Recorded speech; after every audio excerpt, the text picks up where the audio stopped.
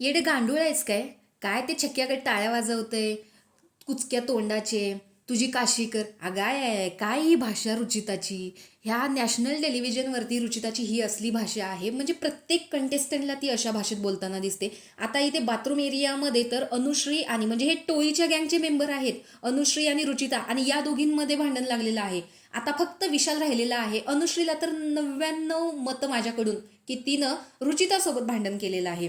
कारण तिच्यामध्ये एवढं धाडस आलेलं आहे, कारण आता ती जोडीच्या बेडीत कुणासोबत आहे, राकेश सोबत आहे. त्यामुळे अलगद जो बदल आहे तो तिच्यामध्ये थोडा का होईना झालेला आहे ना. त्याच्यामुळे रुचिताचं वागणं कसं जरी असलं तरी अनुश्रीच्या वागण्यात थोडाफार फरक तर पडलेलाच आहे, हे आता आपण सगळेजणच बघतोय. आणि काल सुद्धा ज्या पद्धतीने चेसला वगैरे हात लावला याच्यावरून त्यांच्यामध्ये वाद झाला, हा तर अक्षम्य वाद होता. पण आता तिला एवढं ती समजावते की प्रत्येक वेळेस तलवार काढून खेळणं हे योग्य नाहीये. तरी सुद्धा रुचिता सांगते की मला जे वाटतं ते मी बोलणार. मग ते दीपाली सय्यद असू दे, सागर कारंडे असू दे, प्रत्येकासोबत रुचिताचे वाद होताना दिसत आहेत. अनुश्रीचं एक आहे की ती TRP देण्यासाठी जे काही करते, चोरी वगैरे, ती गोष्ट वेगळी आहे. पण तोंडातून बोलून जी घाण रुचिता करते ती प्रेक्षकांच्या डोळ्यात व्यवस्थित जाते, आणि त्यामुळे रुचिताचं कॅरेक्टर नक्कीच बाहेर येत आहे याच्यातून. आता सुद्धा ती एवढ्या टाळ्या वाजवते की प्रेक्षकांच्या कमेंट आहेत की हिला बघून ना किन्नरची आठवण येते की अशा या टाळ्या वाजवत असते. कारण हिचं प्रोफेशन तर हे नाहीये. नॅशनल टेलिव्हिजनवरती ह्या अशा गोष्टी करते. मग अनुश्रीचा सुद्धा राग अनावर होतो, कारण ती ऐकतच नाही. त्यामुळे ती म्हणते की जा तुझी काशी कर. त्या रुचिता सुद्धा म्हणते की जा तुझी काशी कर.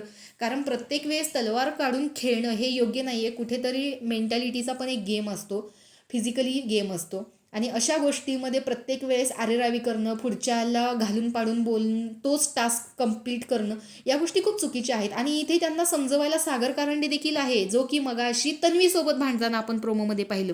आणि आता इथे या दोघींना समजवायला आलेलं आहे. त्यामुळे रुचिता ऐकत नाही असं म्हणून ती डायरेक्ट किचनमध्ये जाते, तर तिथे सुद्धा या दोघींची भांडणं चालू होतात. पण राकेश इथे एकदम शांत बसलेला आहे, कारण रुचिता आणि विशाल कोटी यांचं त्याला तोंड बघायचं नाही हे त्याने कालच क्लिअर केलेलं आहे. तर तुम्हाला अनुश्रीचं हे रुचितासोबतचं भांडण कसं वाटलं हे कमेंट बॉक्समध्ये नक्की सांगा. अशाच बिग बॉसच्या नवनवीन अपडेट्स पाहण्यासाठी आपल्या चॅनलला सबस्क्राईब करा. तोपर्यंत बाय.